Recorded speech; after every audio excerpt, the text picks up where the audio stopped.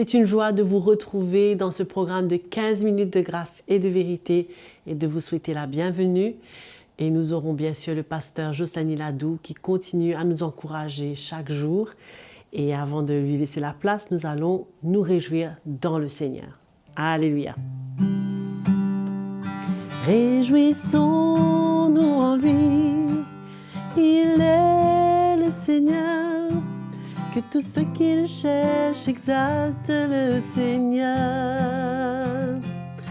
Réjouissons-nous en lui, il est le Seigneur. Que tous ceux qui le cherchent exaltent le Seigneur. Rendons grâce au Seigneur, invoquons son nom. Rendons grâce au Seigneur, car il est bon, car son amour durera toujours. Heureux ceux qui se confient en lui, réjouissons-nous en lui, il est le Seigneur. Que tous ceux qui le cherchent exaltent le Seigneur. Que tous ceux qui le cherchent exaltent le Seigneur. Alléluia. Que nous puissions continuer à exalter le Seigneur et nous réjouir en lui. Passons maintenant à la parole de Dieu. Bonjour, bonjour tous nos frères et sœurs bien-aimés. Quelle joie encore de se retrouver autour de la parole de Dieu pour cette nouvelle session de 15 minutes de grâce et de vérité. De tout cœur, nous remercions Joël pour ce moment de louange, d'adoration qui est une occasion pour attendrir nos cœurs afin d'être vraiment à l'écoute de la parole de Dieu. Nous devons considérer cela comme un moment vraiment spécial quand nos cœurs se tournent à entendre ce que Dieu a pour nous, parce que notre désir, c'est de grandir, c'est d'être dans la foi, c'est d'être affermi et c'est de marcher dans la lumière de l'Évangile, dans la lumière de la vérité de ce que Dieu a pour nous. Et c'est une joie pour moi de vous retrouver. Et ce matin, j'ai envie de partager avec vous une parole que l'apôtre Paul a déclarée dans une de ses épîtres, justement dans Philippiens, le chapitre 3. On va lire ce passage ensemble. Je voudrais quand même vous signaler que Paul avait encouragé l'Église dans le plan de Dieu, certainement, et que par moments, il a dû les avertir concernant les dangers des fausses doctrines, des faux docteurs et toutes ces influences. C'est comme cela qu'à un moment donné, Paul avait ressenti que c'était nécessaire pour lui. En plus de les encourager et de les mettre en garde contre les fausses doctrines et les faux enseignements qu'il y avait déjà à l'époque, mais il avait ressenti la nécessité d'exposer sa vie. C'est-à-dire d'emmener son propre témoignage, non seulement de ce qu'il a comme vision pour l'Église, le peuple de Dieu, en tant qu'un serviteur de Dieu, mais son témoignage par rapport à la vision et le désir qu'il avait lui-même pour sa propre vie. C'est comme cela que je vous invite ce matin à lire avec moi dans Philippiens, le chapitre 3. Peut-être on pourrait prendre 2 versets plus haut et après lire les quelques versets que je désire partager avec vous ce matin. Dans Philippiens, le chapitre 3, à partir du verset 1er, Paul écrit, il dit « Je n'éprouve aucun ennui à vous écrire les mêmes choses. » Et pour vous, c'est une sécurité. Pour vous, cela est salutaire, c'est-à-dire, c'est important. C'est nécessaire de constamment vous rappeler ces choses. Et il dit, le verset 2, « Prenez garde aux chiens, Prenez garde aux mauvais ouvriers, prenez garde aux faux circoncis. Ok. Donc l'apôtre Paul, il utilise des termes assez forts pour mettre l'Église en garde contre les faux docteurs, les faux enseignements, choses que nous savons aujourd'hui malheureusement existent dans l'Église, au milieu de nous, toutes ces influences. Et là, pour venir renforcer, si on peut dire, cette recommandation et cet avertissement de l'apôtre Paul, il se sentit quelque part obligé de venir avec son propre témoignage. C'est comme cela qu'à partir du verset 7, il va dire, mais ce qui était pour moi un gain, je l'ai considéré comme une perte à cause de Christ.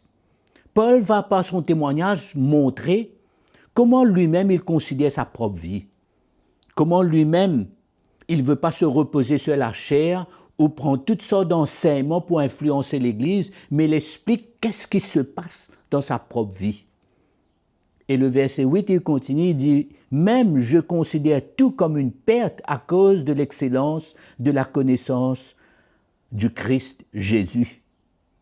Mon Seigneur, à cause de lui, j'ai accepté de tout perdre. Et je considère tout comme des ordures afin de gagner Christ et d'être trouvé en lui, non avec une justice qui serait la mienne et qui viendrait de la loi, mais avec la justice qui est obtenue par la foi en Christ, une justice provenant de Dieu et fondée sur la foi. Mon but est de le connaître, lui, ainsi que la puissance de sa résurrection et la communion de ses souffrances, en devenant conforme à lui dans sa mort pour parvenir, si possible, à la résurrection d'entre les morts. Paul continue à exprimer son témoignage, sa démarche. Qu'est-ce qui l'anime lui-même personnellement, en mettant de deux côtés, rejetant même tout ce qu'il était dans la chair. C'est comme cela qu'il va mettre en garde l'Église et prévenir l'Église contre ces faux enseignements. Et pour appuyer ce témoignage, il montre ce qui se passe dans sa vie lui-même. C'est ça qu'il nous décrit là, le verset 12. Je me permettrai de continuer. Il dit « Ce n'est pas, que j'ai déjà remporté le prix, ou que j'ai déjà atteint la perfection, mais je poursuis ma course afin de le saisir, puisque moi aussi, c'est là le point fort, là, moi aussi, j'ai été saisi par le Christ Jésus. » Amen. Quelle parole, quelle déclaration extraordinaire de l'apôtre Paul qui explique comment il a été saisi par Christ. C'est un mot fort quand il explique ce mot « saisi par Christ ». Ça nous montre sa détermination, ça nous montre sa démarche. Il a compris, il a bien compris qu'il a besoin de donner sa vie et livrer sa vie, pas sous la loi, pas comme il a appris sous la loi, mais donner sa vie sous le régime de l'esprit. Et que c'est dans cette course, il y a beaucoup d'éléments de cœur que Dieu veut emmener en lui, cette humilité. C'est pour ça qu'il dit, il ne croit pas qu'il est arrivé déjà. Mais il y a une démarche, il y a une persévérance. C'était un homme fixé sur le but, le plan de Dieu. Ne veut pas se permettre qu'à aucun moment, par rien d'autre, enseignement ou influence, se laisser dévier et perdre la vision. Il dit, ma vision, mon but, c'est de gagner Christ, c'est de grandir dans la connaissance de Jésus-Christ. Et nous savons quand l'apôtre Paul parle de la connaissance de Jésus, il ne parle certainement pas d'une connaissance intellectuelle, mais il parle d'une révélation. Il parle d'une lumière qui est venue dans son cœur pour le saisir. Ah, ça fait une différence, être saisi par Christ. Paul avait senti qu'à ce moment-là, il ne pouvait pas s'empêcher de venir emmener le témoignage de sa vie et le témoignage de cette course qu'il est en train de mener pour lui-même, pour garder la foi, pour rester solide dans le plan de Dieu. C'est pourquoi mon encouragement pour vous et moi, nous savons très bien aujourd'hui ces influences. Nous avons été mis en garde à maintes fois. Nous savons tous ces faux enseignements qui rôdent autour de nous. Mais comment le plan de Dieu, c'est de ressentir que la révélation de Jésus-Christ, la vérité de l'Évangile puisse saisir nos cœurs et qu'on sent qu'on a été saisi par Christ. Saisi veut dire, on dirait que quelqu'un nous a pris par la main et nous emmène, nous motive, il y a une motivation, il y a un moteur, comme un moteur à l'intérieur de l'apôtre Paul dans son cœur pour garder la foi, pour rester ferme et solide sur ce chemin, ce plan de Dieu. Alors qu'il sait aussi qu'on peut facilement se laisser influencer, dévier. Il dit, je vous mets en garde. Voilà mon témoignage. Voilà comment je vois moi-même cette relation que j'ai à vouloir donner ma vie, progresser, grandir, garder mon cœur ouvert et ressentir que ma vie est un engagement, il y a un engagement. Voilà mon attitude. Une attitude de persévérance où c'est un engagement de ma vie. J'ai été saisi par Christ. C'est pourquoi ce matin, autour de la parole de Dieu pour ces quelques minutes, c'est mon encouragement pour vous et moi. L'apôtre Paul avait bien compris que ce n'était pas juste une question d'enseigner, d'emmener une connaissance vers le peuple de Dieu, mais c'est un travail profond de l'Évangile dans sa propre vie lui-même. C'est comme ça qu'il dit, voilà, mon but, ma vision. Et je ne suis pas arrivé encore, mais je fais une chose, je persévère. Pour terminer, je lis un dernier verset, il dit, le verset 14, il dit, je cours vers le but pour obtenir le prix de la vocation céleste de Dieu en Jésus-Christ. Amen.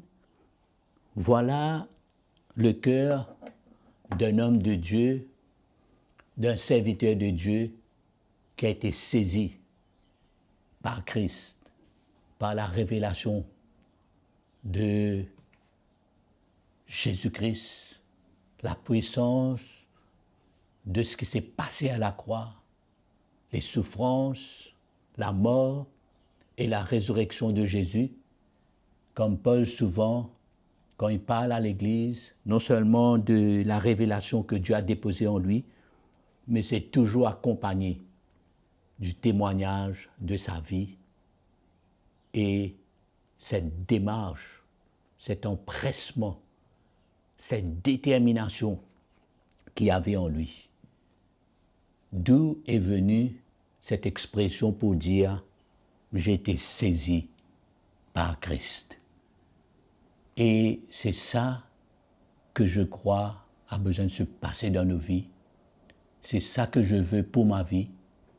Et je suis sûr que c'est cela que vous aussi, vous voulez que vous soyez saisis par Christ pour garder la foi et persévérer dans le plan de Dieu.